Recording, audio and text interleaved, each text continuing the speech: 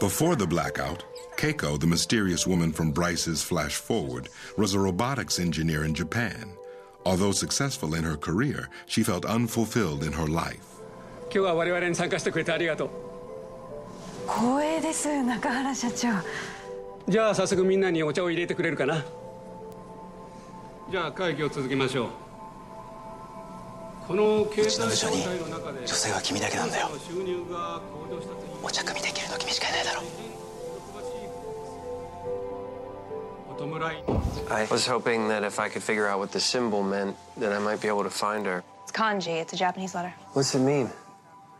Believe. Nicole, the Benford's babysitter, had a darker vision that leads her to volunteer at the hospital where she becomes close with Bryce. Benjo wa doko desu ka Los Angeles? You just said, where's the toilet? Los Angeles. Let me see that book a second.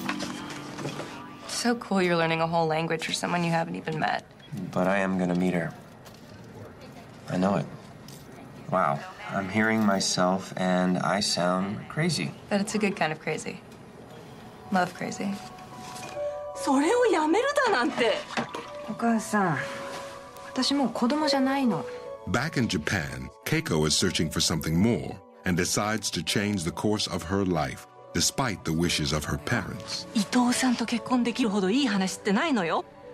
運命の相手が他のどこかにいるはずだから。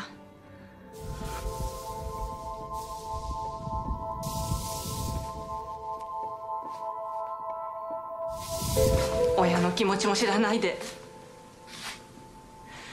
そんなにうちが嫌なら出てって。Meanwhile, Bryce has no idea where to find the woman until a patient links her to a restaurant outside Tokyo. So Bryce takes a leap of faith and goes to find her. And luck shines on him as someone from the restaurant recognizes the woman as Keiko. Keiko ですって。Keiko、ここにいたら彼女見つけられますか？ Is this your daughter? そんな人知らない。 Please, I came all the way from Los Angeles. 帰ってください。警察を呼びますよ。But when his luck runs out, he turns to Nicole for comfort. I'm such an idiot.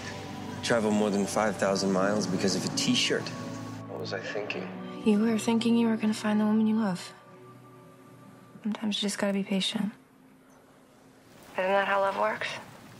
I don't know. Maybe I misinterpreted the whole thing. Maybe it's just some kind of fantasy.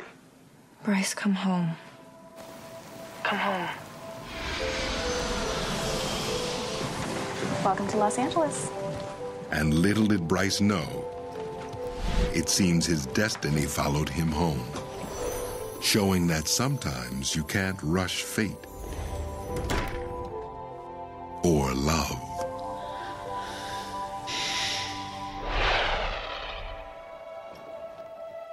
While Bryce moves towards his future, the Mosaic investigation receives a tip about massive crow deaths the day of the blackout. There, see that dip? Crows died all over the world during the blackout.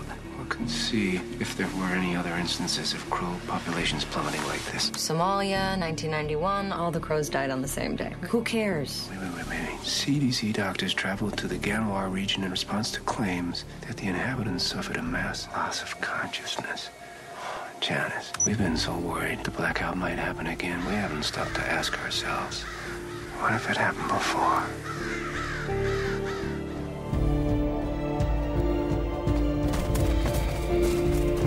This breakthrough gives Mark renewed hope that he can find the cause of the global blackout.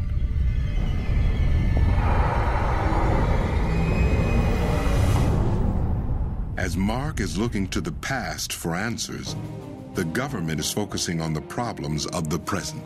Please be seated. And FBI Assistant Director Stanford Weddick brings his team to D.C. to defend the Mosaic program. Today's hearings have been convened to address redirecting funds to the most promising leads and dropping investigations which are not producing results. Agent Weddick is currently running an interesting investigation that has diverged significantly from the methodology employed by the rest of the Bureau. Weddick quickly finds himself in hostile waters when he faces an old adversary, Senator Jane Clemente. You want to go after me? You give it your best shot, but Mosaic... It's a joke. Not everyone's visions are going to come true. Most people don't agree. I saw myself as president in 6 months. It's a nice thought, isn't it? Tensions continue to rise when Mark takes the stand. In my flash forward, the LA office seemed to be at the center of the blackout investigation. I'm just trying to understand. Why is everything in your recollection so hazy and disjointed?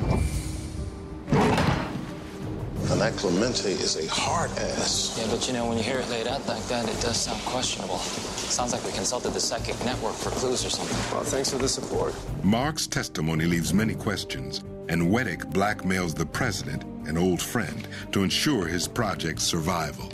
Clemente is going to cut off the funding unless you stop her, so stop her. And the negative goes into the shredder. You can only play this card once, you know. You sure you want to play it now?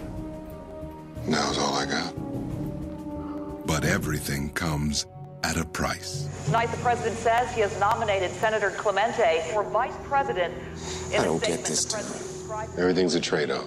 After risking everything based on Agent Benford's vision, Weddick finally confronts him. Your story's got more holes than a kitchen sponge. Why can't you remember everything? I've been sober 7 years, and I have zero intention of ever taking another drink again. But I can't change what I saw. Everything okay in here? Everything's fine. It's celebration time. What are we celebrating? Got us our funding. As Mark deals with the repercussions of his alcoholism, his friend Aaron is struggling with the tragic death of his daughter. My daughter Tracy was 5'5", 118 pounds. When the Marines shipped her remains from Afghanistan, they weighed 37. So, yeah. I took a drink that night.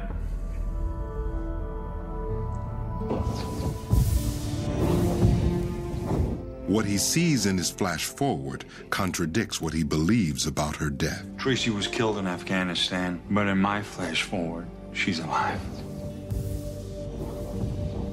You're worried your future's gonna come true. I'm worried mine won't. But as it turns out, Aaron should have trusted his flash forward all along. Hi, Dad.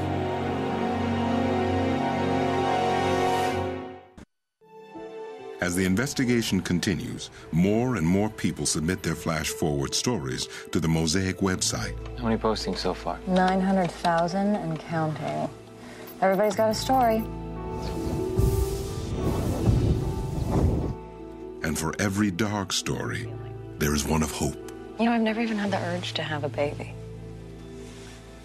There I was, some blonde woman giving me an ultrasound. Maybe she saw you too. Maybe she's out there somewhere, waiting for you to post something. Why not?